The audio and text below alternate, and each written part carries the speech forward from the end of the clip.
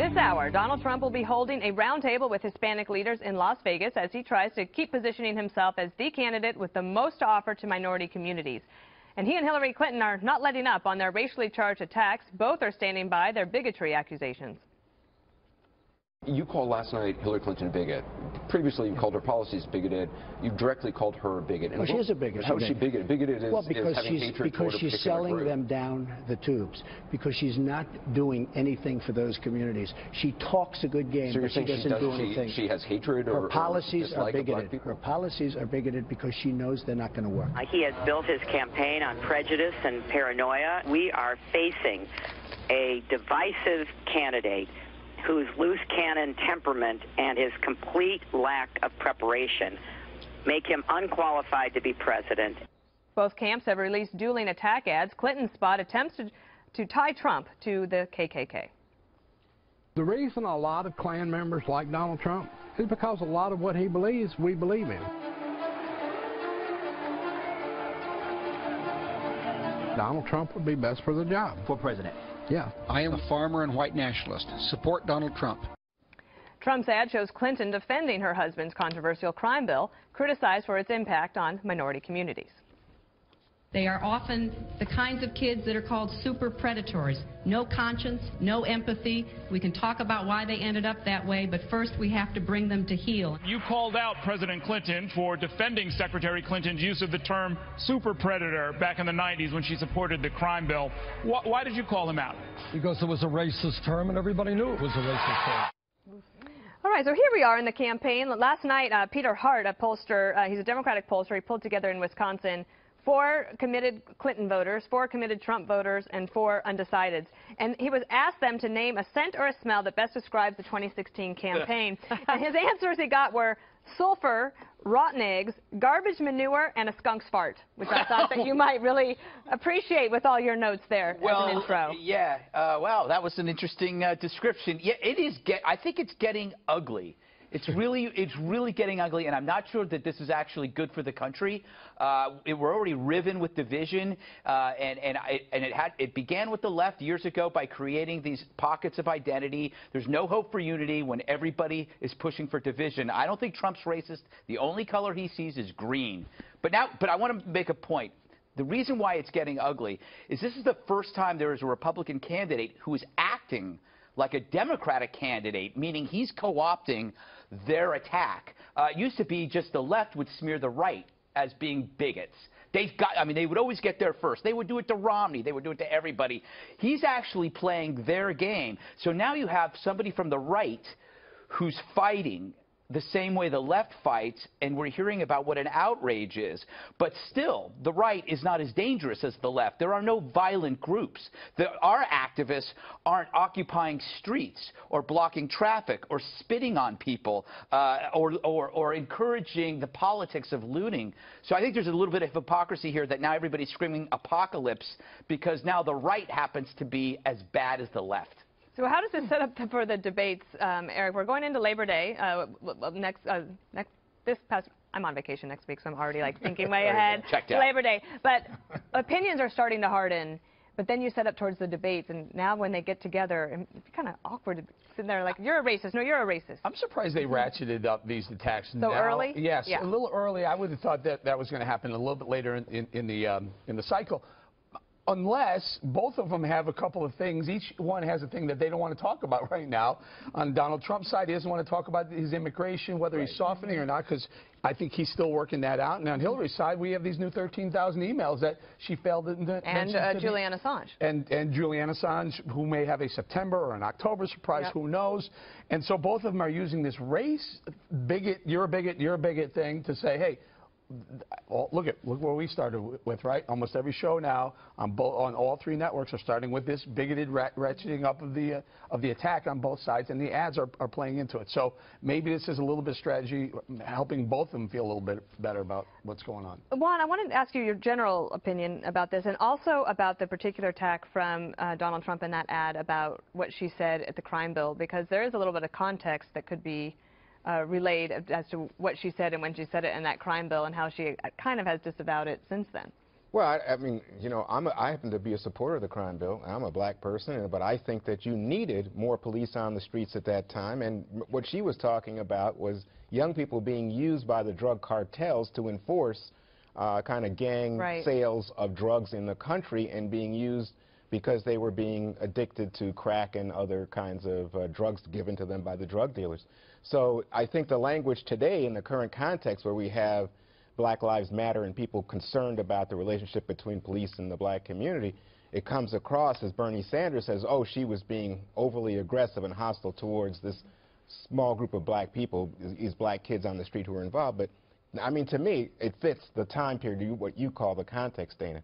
I just want to say, on the larger topic, I am really I'm just taken aback that most of the media coverage on this seems to be, oh, it's tit for tat. He's calling her a bigot, and she's calling him a bigot, and we don't know really what's up here. We don't really care. But, you know, when I look at the same polls everybody has available to them, it says to me here 20% of Republican men think Trump is biased against minorities and women.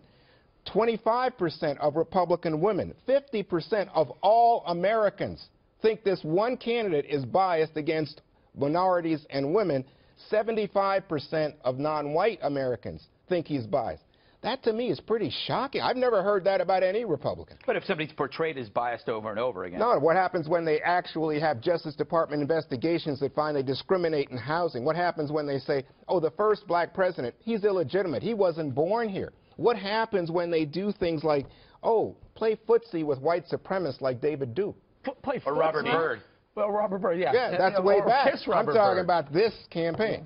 Playing footsie versus kissing the Robert Byrd. Oh, anyway. What happens when Paul Ryan says this guy's assessment of Judge Coriel is textbook racism? Whose policies could be interpreted as more bigoted, his or hers?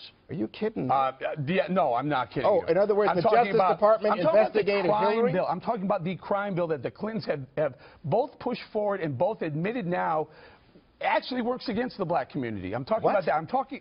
The crime bill? I just told you, I think it's good to have the crime bill. Yeah, but they don't. Who's they? Bill and Hillary Clinton both said it was a mistake. It didn't accomplish the goal. Didn't accomplish the goal. And one more thing. I'm overqualified. Education. You're an education guy, right? I love it. Donald Trump's for a more charter schools, school choice. Love it. She's not. That's why she's backed off, and she's, I think, pandered to the. Can I get the floor to teachers. Kimberly, please? Thank because, you okay, so much. You're a prosecutor who was dealing with the after effects of the 1996 crime bill. Sure. In your opinion, can both things be true? Could it have been a good thing to add more cops, but could there also be a look back to say maybe it's putting too many young people in jail for too long or for too many reasons? Well, it's a responsible thing to do, is to take a look back and see how you can improve. You would always want to improve, no matter what kind of system you put in effect. And I remember when 3 strikes law came in and they said, wait a second, this is a little bit aggressive because they are using a nonviolent offense as a 3rd strike to be able to commit people, and then you could have a potential life top on something. So that was a problem, 25 to life. So you go back and you re-examine it, and that's what the judicial process is for, and filing appeals, etc. Obviously, it's important to take a look at crimes in communities. It affects on so many levels, economic growth and development. It affects school quality. It affects the ability to encourage teachers to come into other communities to teach and give quality education. Now, on the immigration piece, yes, it definitely appears that Trump is softening his approach or his stance on immigration, but I think this is part of an overall outreach strategy because of some of the things we've discussed at the table, which is the attractiveness to the Hispanic and Latino community that I am a part of, to say they do want safe schools, quality education, school vouchers. They want to have school choice. They want to have the same things that anyone else would want to have for their children. They have traditional family values. They have strong faith in their houses in terms of going to church and involvement in the community. All of those things should be a grab for a good candidate, and it should be a fit for the Republican Party, so that outreach has to happen. So what I think is, though, you know, it looks that way on the surface that they're appealing to the minorities, Kimberly, but I think actually Trump is trying to get the Republican base and people like you and Dana who might say, you know, I'm a little concerned about voting for a bigot, to get them to say, you know what, Trump's not a bigot, because he's talking to the Latino community, or he's talking to the African. He doesn't actually go there, but he's making an effort. And so that's the appeal. I think this is all about Trump trying to get the Republican base to line up behind him, because right now they're not. Okay. Well, he's doing a Hispanic Leaders Roundtable today, in fact, you know, during our show. So the outreach is pretty consistent. No, that's what I agree with you on that. I'm just saying I think the real target is white people, not Latinos or blacks. Well, we'll see what next week brings. Any final thoughts on this? I'll ask him at 7 on Greta. I think the linkage, I mean, Hillary has to be careful linking certain groups with certain groups because the Dems have more fringe than a suede vest on their side. They've had a lot of crazy groups. They always have the communists endorsing them. The other thing is that I think that the error with Trump was that he is a negotiator and he started too far on one side. And now he's got to work his way back as a negotiator to get back to a place where people are comfortable. But he started too far too soon, and the only person he's actually negotiating with is himself.